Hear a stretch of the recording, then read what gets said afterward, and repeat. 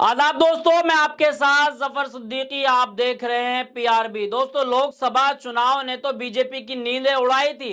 यानी कि रिजल्ट जो है वो उनके हिसाब से नहीं आ पाया था, जिस तरह का वो दावा ठोक रहे थे अब की बार 400 पार। लेकिन फिर क्या हुआ, अल्पमत में तो सरकार थी और सरकार ने जो है बैसाखियों के सहारा लेने के बाद जो है सरकार बनाई।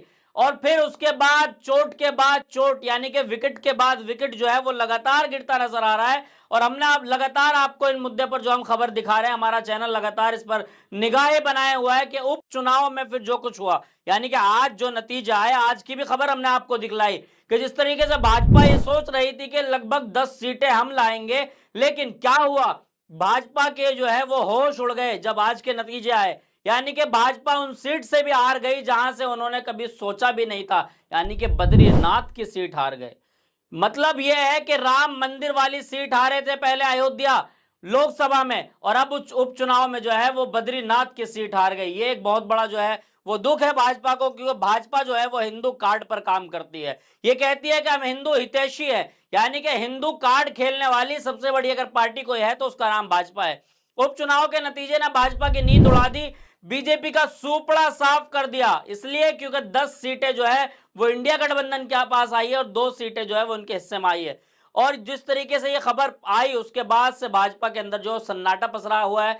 भाजपा ये सोच रही है आखिर अब क्या करें, अब तो तमाम हमने कोशिश करके देख ली लेकिन हमारे हाथ तो कुछ नहीं लगा। तो भाजपा का सुपड़ा साफ उपचुनाव में भी हो गया। अब क्या कुछ है, आगे चलते हैं कि जहां लोकसभा चुनाव में बीजेपी अयोध्या हारी, उपचुनाव में जो है बद्रीनाथ की सीट हारी, और हार मिलने के बाद जो है 13 सीटों में से 10 सीटों पर जो है वो बुरी तरीके से हारी। बीजेपी के खेमों में जो है खलबली मची हुई है। लेकिन अब इसके बाद विधानसभा चुनाव पर सबकी नजर टिकी है, क्योंकि लोकसभा चुनाव के बाद उपचुनाव होने थे, उपचुनाव के बाद अब जो है विधानसभा चुनाव होने।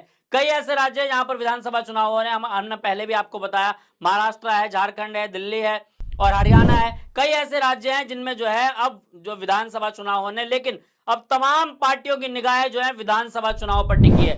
तो प्रधानमंत्री जिसका बनना था वो बन गया, यानी कि बैसाखियों के सहारे जो प्रधानमंत्री मोदी ने शपथ ली, यानी कि 3.0 के सरकार में जो है प्रधानमंत्री चुने गए, वो चुने गए। लेकिन अब विधानसभा में क्या कुछ होगा, विधानसभा पर तमाम लोगों की जो है निगाहें टिकी हुई है और उसकी तैयारी चल रही है।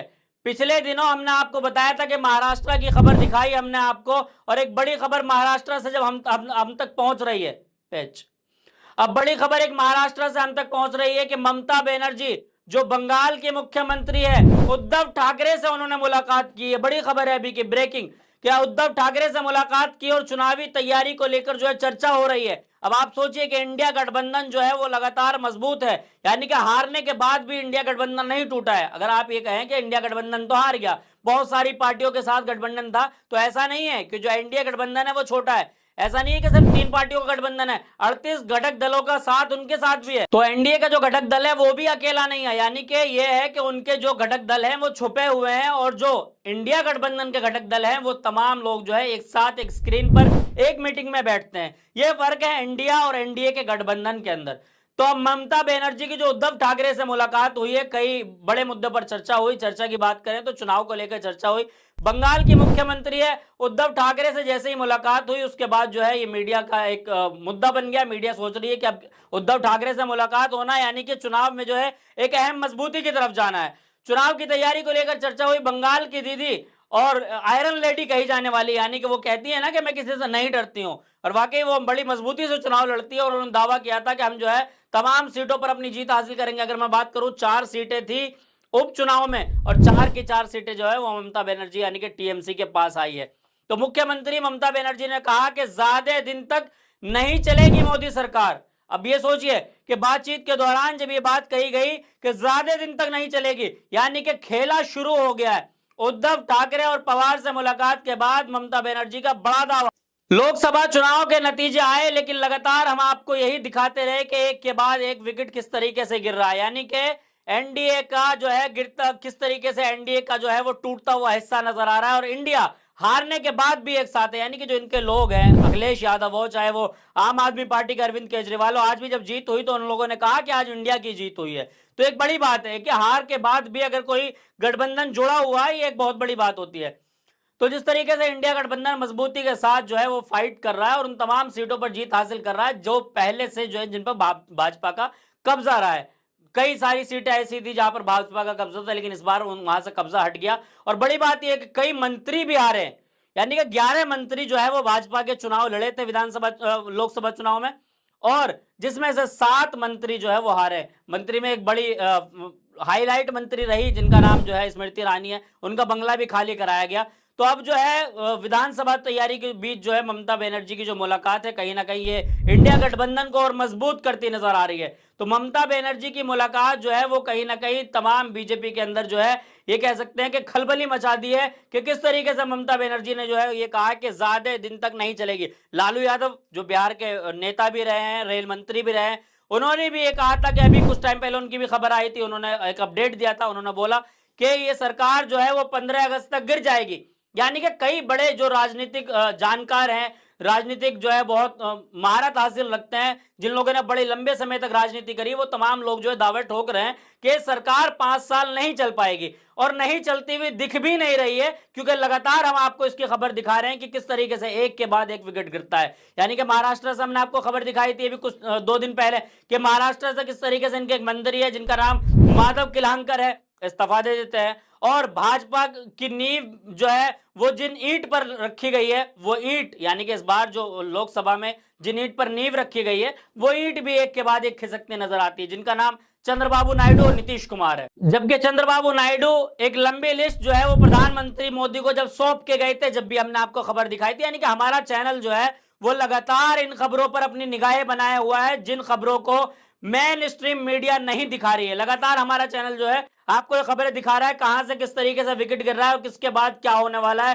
किसकी सरकार बन रही है, किसकी जीत हासिल हो रही है। लगातार हमारे सहयोगी और हम खुद लगातार आपको इन तमाम तस्वीरों को दिखा रहे हैं। तो प्रधानमंत्री मोदी ने जो है उस चिट्ठी का जवाब अभी तक नहीं दिया जो चिट्ठी चंद्रबाबू नायडू जो है वो प्रधानमंत्री को सौंप के गए थे। दूसरी तरफ बात करते हैं नीतीश कुमार की।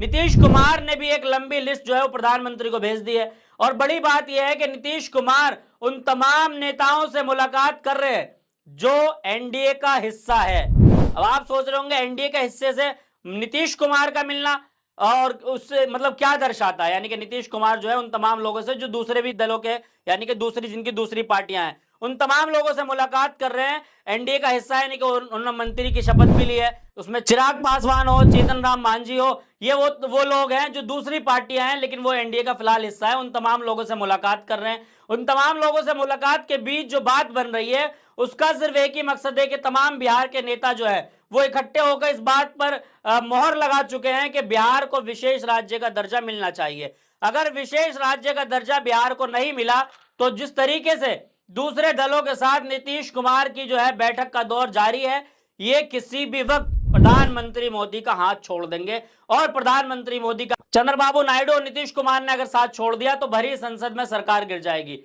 लेकिन हम ये नहीं कहते कि सरकार गिरेगी या नहीं गिरेगी, लेकिन जो लोग दावे कर रहे हैं, यानी कि जिस तरीके से ममता बनर्जी ने कहा, लालू यादव ने कहा, और जो विकेट गिर रहे हैं, लगातार विकेट गिर रहे हैं। आज हमने एक खबर और दिखाई आपको कि किस तरीके से भाजपा के एक विधायक है, भाजपा के एक विधायक है जिन्होंने ये दावा किया है कि 2027 में अगर सही तरीके से चुनाव नहीं लड़ा जाएगा तो 2027 में जो है भाजपा हार जाएगी। सोचिए कि चुने हुए विधायक ही अपनी पार्टी के खिलाफ जो है वो मोर्चा खोल रहे हैं। अब आप जो है इस बात को सोच रहे होंगे कि क्या चल रहा है भाजपा में। उन्होंने ये भी कहा कि अंदर खाने सब कुछ ठीक नहीं चल रहा है। तो क्या आप भी ये समझ रहे हैं कि बीजेपी के अंदर सब कुछ ठीक नहीं चल रहा है? उन्होंने कहा कि जो केंद्र के नेतृत्व है उन लोगों से कहना चाहूंगा कि ठीक से सब कुछ लीड करें, नहीं तो 2027 यानी कि यूपी के चुनाव में मुश्किलें खड़ी हो जाएगी। तो अब जो है कई राज्य में विधानसभा के चुनाव है, उपचुनाव तो आज ही फाइनल हुए हैं और अभी उपचुनाव भी कुछ जगहों पर होना है। तो क्या कुछ तस्वीरें रहेंगी आगे, किस तरीके से सरकार चलेगी नहीं चलेगी, लगातार जो विकेट गिर रहे हैं आगे की तरफ गिरते हुए नजर आएंगे, क्या ये तमाम विकेट एक के बाद एक गिर जाएंगे, क्या सरकार इस तरीके से गिरेगी या फिर 5 साल सरकार अपना कार्यकाल पूरा कर पाएगी, ये तमाम चीजें जो है जैसी भी जो अपडेट आती है वो हम आप तक पहुंचाते रहेंगे। जब तक आप वीडियो को देखकर क्या कुछ सोचते हैं कमेंट बॉक्स में अपना राय जरूर दें। आपसे लेता हूं अलविदा, देखते रहिए PRB।